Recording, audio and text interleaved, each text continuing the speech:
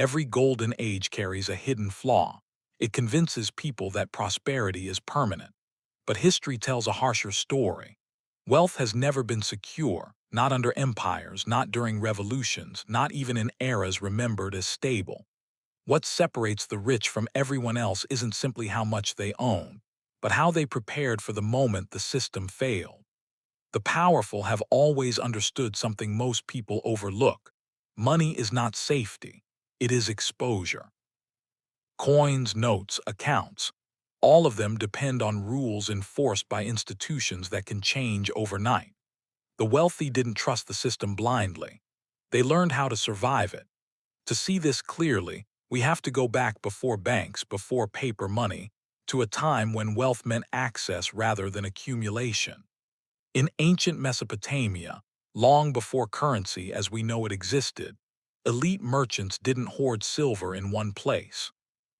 They embedded their wealth into temple economies, land contracts, and long-distance trade routes. Temples functioned as financial hubs protected by religion. Confiscating temple wealth wasn't just theft, it was sacrilege. By tying money to belief systems, elites made their fortunes politically dangerous to touch. In ancient Egypt, the strategy shifted from symbolism to substance. Wealth lived in farmland, grain reserves, and control of production along the Nile. Food was power. Land produced food, and food outlasted kings. By dedicating property to temples and estates that transcended individual rulers, Egypt's elite ensured continuity even as dynasties changed. Currency fluctuations didn't matter when wealth regenerated itself every harvest. Classical Greece introduced another layer, mobility. Greek merchants understood that city-states rose and fell quickly. So instead of anchoring wealth in one place, they spread it across ports, ships, and relationships. A merchant might lose property in Athens and still operate in Rhodes or Alexandria. This wasn't secrecy, it was redundancy. If one political system collapsed, another could sustain them. Wealth wasn't stored, it circulated. Rome perfected this logic. Roman elites lived through purges, proscriptions, and sudden confiscations. They watched fortunes disappear for backing the wrong faction. Their response wasn't resistance, it was insulation. Senators and equestrians diversified across provinces, loaned money to foreign cities, and invested in assets protected by Roman expansion itself.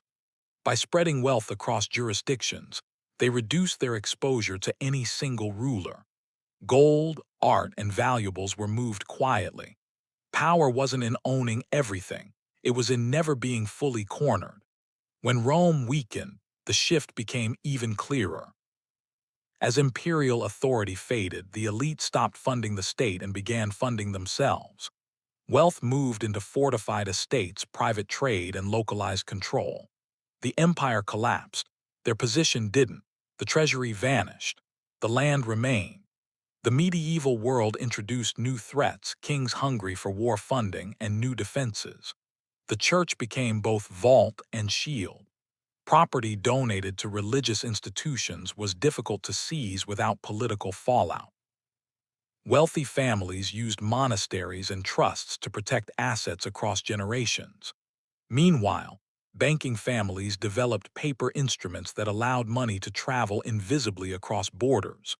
Wealth no longer needed to be carried. It could exist as obligation, reputation, and ledger entries far from danger. Across the Islamic world, merchants solved the same problem differently. Informal trust-based networks allowed money to move without physical transfer. Wealth existed in relationships, not vaults. This made seizure difficult and tracing nearly impossible. Assets were split between trade caravans, real estate, and agreements enforced socially rather than legally. Power flowed through networks, not states. By the early modern era, elites adapted again. Instead of avoiding the state, they entwined themselves with it, but on their own terms. Merchants in Venice, Amsterdam, and London financed governments, supplied fleets, and underwrote wars. In return, they gained privileges that made them indispensable. Confiscating their wealth would cripple the state itself. Their money became leverage, And this pattern never stopped. What all these examples reveal is simple.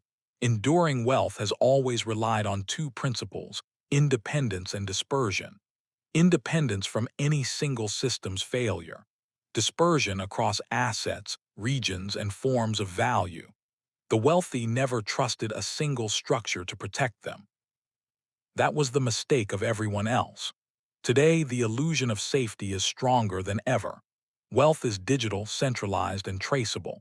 Accounts can be frozen instantly. Currencies can be diluted silently. Markets can collapse globally in days. The tools have changed, but the risk hasn't. History's lesson is uncomfortable. If all your wealth exists within one system, it exists at the system's mercy. True security isn't secrecy. It's resilience. Assets that function under different conditions. Skills that retain value when institutions fail. Access to alternatives before you need them. The elite of the past didn't predict collapse, they assumed it. Because systems don't last forever. But those who plan for that fact often do. If there's one truth history repeats relentlessly, it's this: stability is temporary, and protection favors those who prepare early. Financial freedom has never meant having more money. It has meant making sure your wealth survives when the rules change. And the rules always change. If this reframed how you think about wealth and power, don't ignore it. History isn't a warning, it's a manual. Learn from those who stayed standing when everything else fell. Hit subscribe. History has the answers, I'll show you where to look.